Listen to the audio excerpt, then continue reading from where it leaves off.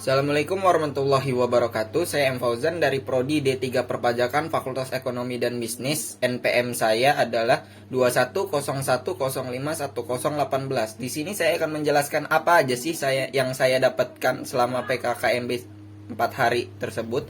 Kita mulai dari hari pertama. Di hari pertama, materi yang pertama disampaikan oleh Bapak Rektor Universitas Lampung, yaitu Bapak Profesor Dr. Karomani MSI, dengan judul Pembinaan Gerakan Nasional Revolusi Mental di Era Revolusi Industri 4.0 dan Kenormalan Baru. Di sini dijelaskan tentang apa itu revolusi mental, perkembangan revolusi, tantangan global, tantangan nasional, dan skill dibutuhkan untuk menghadapi tantangan-tantangan tersebut. Kita masuk ke materi kedua. Materi kedua disampaikan oleh Brigjen TNI Jubei Levianto tentang ancaman negara dan bela negara. Di sini dijelaskan apa yang harus dibela, mengapa harus dibela, dan siapa yang membela. Kemudian dijelaskan juga beberapa bentuk ancaman terhadap negara seperti ancaman militer, ancaman non-militer, ancaman hibrida, dan aktual. Kita lanjut ke materi ketiga di hari pertama. Materi ketiga disampaikan oleh Komjen Pol Dr. Andes Boy Rafli Amar MH tentang bahaya radikalisme, terorisme, dan intoleransi. Di sini dijelaskan tentang apa itu radikalisme, terorisme, dan intoleransi. Disebutkan juga di sini bagaimana tindakan dan perkembangannya. Materi keempat disampaikan oleh Bapak Yosi Makalu tentang 5 etika menggunakan media sosial. Di sini dijelaskan 5 hal penting tersebut seperti pilih-pilih pesan agar tidak termakan hoaks. Kita masuk ke PKKMB hari kedua. Materi pertama pada hari kedua disampaikan oleh Bapak Wakil Rektor Bidang Umum dan Keuangan, yaitu Profesor Dr.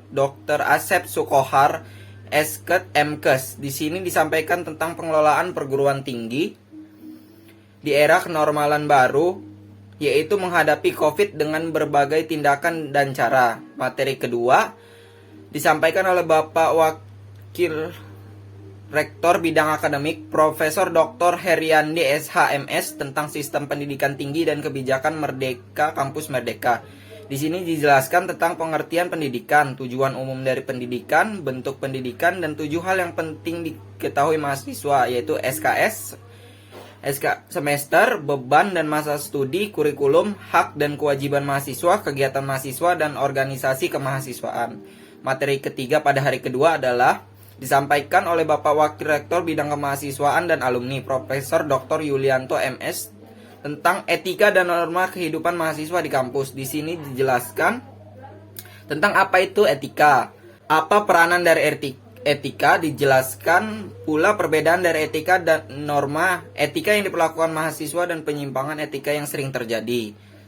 Kita lanjut ke materi keempat di hari kedua. Materi keempat disampaikan oleh Bapak Wakil Rektor Bidang Perencanaan Kerjasama Teknologi Informasi dan Komunikasi Profesor Insinyur Suharso SSI PhD tentang kerjasama internasional dalam mewujudkan World Class University. Pada materi ini dijelaskan beberapa hal. Yang pertama adalah mengenai apa itu World Class University, kemudian posisi Universitas Lampung di nasional maupun internasional, kemudian dilanjut pada pembahasan tentang strategi kerjasama Unila.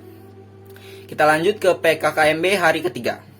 Materi pertama pada hari ketiga disampaikan oleh Bapak Wakil Dekan Bidang Akademik dan Kerjasama Fakultas Hukum Dr. Rudinata Miharja DEA. Di sini jelaskan bagaimana Fakultas Hukum Universitas Lampung menghadapi perkembangan revolusi industri.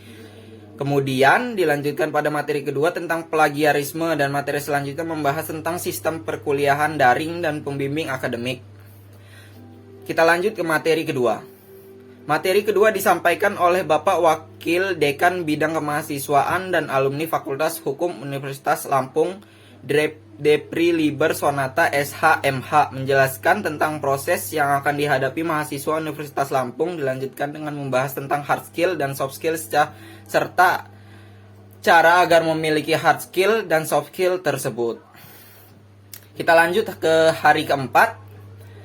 Materi hari keempat ada berupa prospek karir akuntan, peluang karir di bidang akuntansi untuk Gen Z as the insurance advocate, dari audit hingga manajemen resiko, dari corporate governance hingga compliance role, Gen Z as data navigator, dari ahli keuangan hingga decision support dan data analis. Gen Z yang berkarir di bidang akuntansi juga harus menguasai data analitik. Kemudian materi selanjutnya yaitu kehidupan mahasiswa dalam kampus. Kehidupan mahasiswa dalam kampus yaitu apa sih yang kemampuan yang harus dimiliki mahasiswa? Yang pertama adalah hard skill, soft skill, kompetensi pendukung, brevet pajak, ACPA, CA mudah. Pakai prinsip HHN, hadapi, hayati, dan nikmati. Mungkin segitu saja yang dapat saya sampaikan, apa yang saya dapatkan selama 4 hari melaksanakan PKKMB ini. Terima kasih. Assalamualaikum warahmatullahi wabarakatuh.